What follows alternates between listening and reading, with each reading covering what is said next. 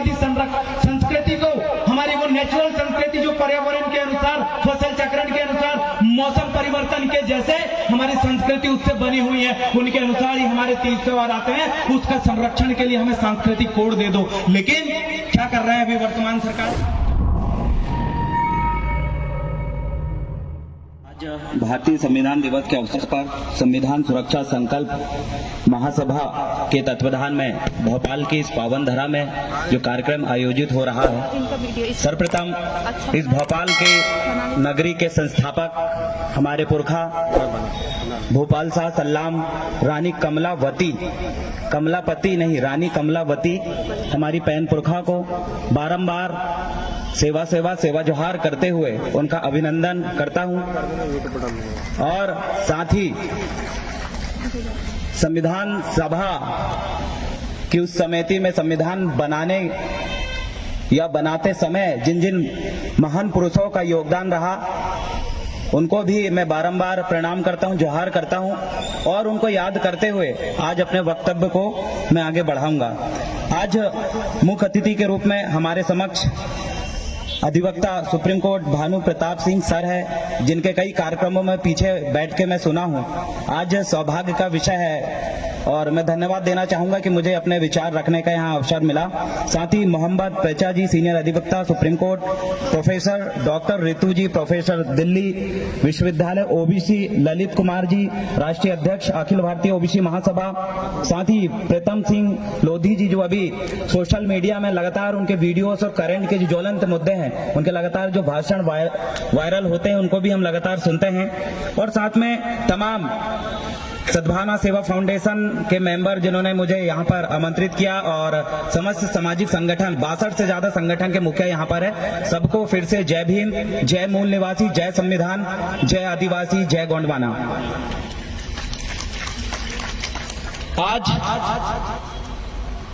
मेरे लिए एक दुख का विषय ये भी है कि जिन लोगों के साथ मैं काम कर रहा था, डॉक्टर आनंद राय जी, अभय ओरी जी, इंजीनियर भिलेश खराड़ी, मेरे ये साथी जेल में हैं। आपको पता है इनके ऊपर राजनीतिक विद्वेष भावना से इन साथियों के ऊपर फर्जी एफआईआर, फर्जी मामले बनाए गए।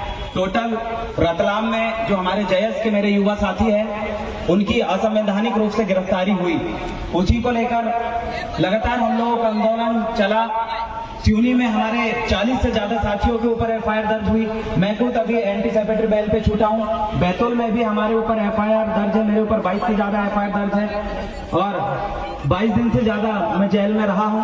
और मेरे बहुत सारे साथी, बाबा साहब अम्बेडकर जी कहते थे शिक्षित बनो, संगठित रहो और संघर्ष करो। साथियों हम शिक्षित बने हैं, संगठित होकर लड़ भी रहे हैं, लेकिन वर्तमान सत्तासीन सरकार हमारे युवा साथियों को जब अपने हक अधिकार के लिए, जल जंगल जमीन के लिए जब हम लड़ते हैं तो हमारे युवाओं पे फर्जी एफआईआर दर्ज हो रही है। कई साथी मेरे जिला बदल है, कई साथी आज जेल में बैठे हुए हैं, उनकी जमानत नहीं होने दे रहे हैं। हमें ऐसे कार्यक्रम में आने के लिए लगातार संविधान विरोधी लोग चेतावनी देते हैं, डराते हैं कि तुम्हारा भी वो अर्थ करेंगे जो तुम्हारे महापुरुष आदिवासियों करे। लेकिन हम डरने वाली कौम नहीं है, लड़ने वाली कौम है।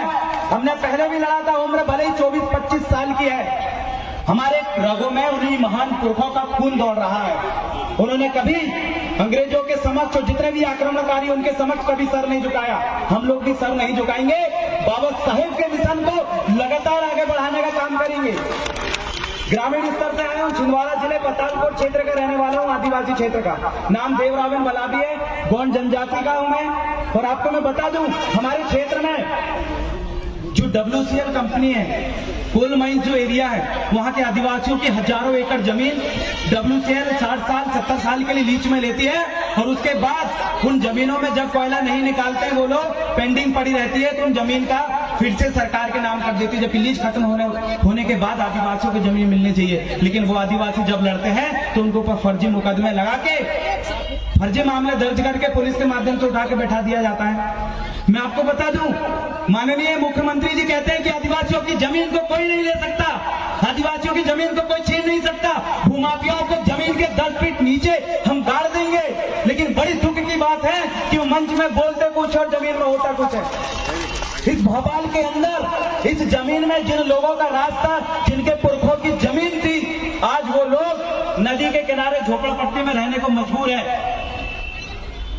आज वो लोग जिनके पुरखों की करोड़ों की जमीन में आज बड़े बड़े कॉम्प्लेक्स बने हुए, बड़े बड़े मॉल बने हुए, जिनकी जमीन में वो लोग आज वहां पर रोड में पानी छींचते हैं, मजदूरी करते हैं, यहाँ पर बिल्डिंग बना रहे हैं। और माननीय मुख्यमंत्री जी कहते हैं कि जमीन लेंगे तो 10 फीट गाड़ देंगे। मैं उनको बताना चाहता हूं, जितनी जगह भी विस्थापन हो रहा है, उन जगह सबसे ज्यादा जमीन आदिवासियों की जा रही है। मैं उनको बताना चाहता हूं, जितने 5वीं अनुसूचित क्षेत्र जहां आदिवासियों को उनका स्वशासन का अधिकार है, आपने पैसा कानून के रूप में जो झुंझुना पकड़ दिया है, उस क्षेत्र में पैसा कानून जहां पर 100% आरक्षण आदिवासियों का है, वहां पर ये विस्थापन करके उन आदिवासियों को उनका अधिकार छीनने का काम कर रहे हैं और बोलते हैं कि भूमाफियाओं को जमीन में डाल देंगे।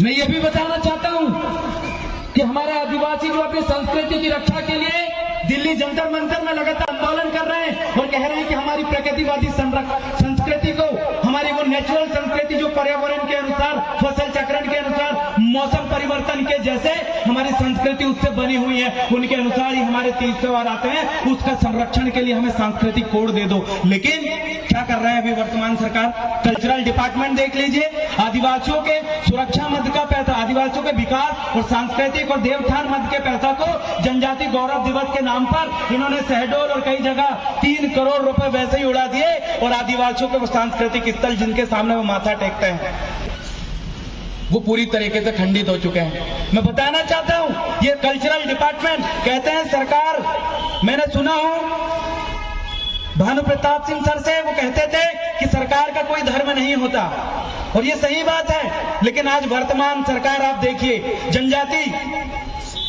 जनजाति समारोह के माध्यम से या जनजाति गौरव दिवस के माध्यम से ये 89 जो ट्राइबल ब्लॉक है वहां पर जाकर एक पर्टिकुलर धर्म का प्रचार करते हैं और बोलते हैं ये रामलीला चल रही है, साबरी चल रही है। अरे इनकी जगह क्यों नहीं दिखाते बिरसा मुंडा का संघर्ष? इनकी जगह आप क्यों नहीं दिखाते टांटिया भील का संघर्ष? इनकी जगह क्यों नहीं दिखाते आप वीरांगना महारानी दुर्गावती का संघर्ष? इनकी जगह क्यों नहीं दिखाते आप राजा शंकर शाह रघुनाथ शाह का संघर्ष? इनकी जगह क्यों नहीं दिखाते अम्बेडकर पुणे का संघर्ष? ये हमारे ट्राइबल ब्लॉक में जाकर खुद धर्मांतरण का काम करता है और कहते हैं कि हम आदिवासियों की संस्कृति को बचाएंगे। कुल मिला के ढोंग वर्तमान में चल रहा है और जब हमारे भूमिका पंडा इसके लिए आवाज उठाते हैं अपने कल्चर को बचाने के लिए, तो ये लोग डिलिस्टिंग करके एक मुद्दा लाके खड़ा कर देते हैं। बड़ी दुख की बात है, डिलिस्टिंग के माध्यम से ये कह रहे हैं कि जो आदिवासी मुस्लिम बने हैं, जो आदिवासी ईसाई बने हैं, उन आदिवासियों का आरक्षण खत्म होगा। अरे जो आदिवासी हिंदू बने उनका आरक्षण खत्म क्यों नहीं हो रहा है? आदिवासी धर्म पूर्वी समाज है, उनके पास अपनी संस्कृति है। एक धर्म की डेफिनेशन आपके हिसाब से क्या है? जिसकी अपनी खुद की संस्कृति हो, जिसके अपने खुद के देवधामी पहन पुरखा हो, जिसके अपने रीति रिवाज, नैन दस्तूर, खुद के विवाह पद्धति से लेकर सारे कस्टम टोटम उसके हो। हमारे पास सब कुछ है, लेकिन हम इस धर्म के भ्रम में कभी नहीं उलझे। हमने कहा है कि हमारी प्रकृतिवादी संस्कृति ही हमारे लिए सब कुछ है। अगर उसको हमने बचा लिए, प्रकृतिवादी आदिवासियों की संस्कृति को किसी ने बचा लिया, तो इस पृथ्वी के संतुलन बनाने के लिए सबसे बेटर कोई ऑप्शन है तो आदिवासियों की संस्कृति है, क्योंकि पेड़ पौधा और मौसम परिवर्तन के साथ, इस प्रकृति के संतुलन बनाने के साथ हम अपने तीज त्योहार मनाते हैं।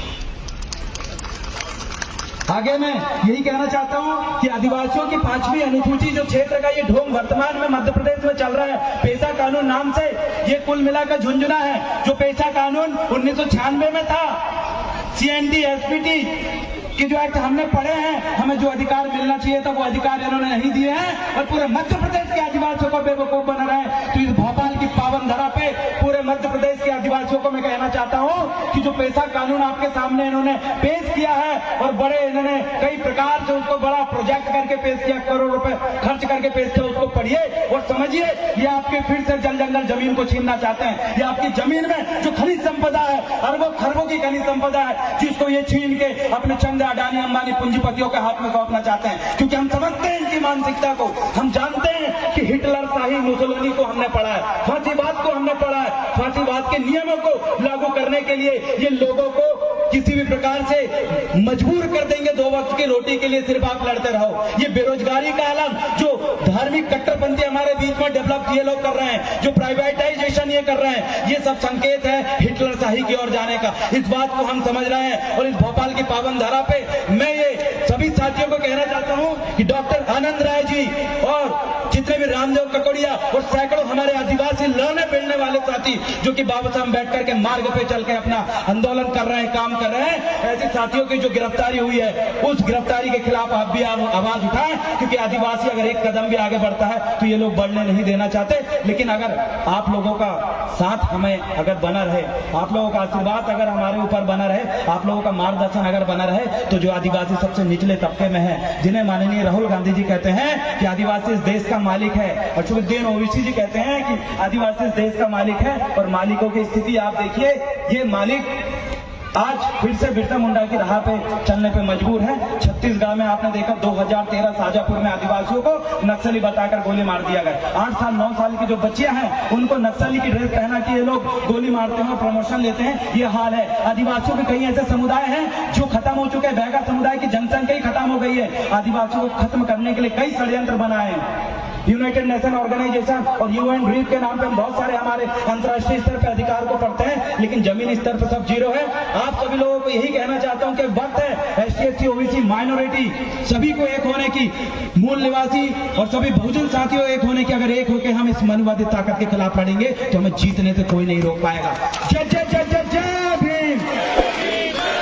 बाबा साहेब का मिशन अधूरा, हम सब मिलकर करेंगे पूरा। बाबा साहेब का मिशन अधूरा, हम सब मिलकर करेंगे बहुत पूरा। बहुत धन्यवाद। जय सेवा, जय गणवाना, जय आदिवासी, जय संविधान।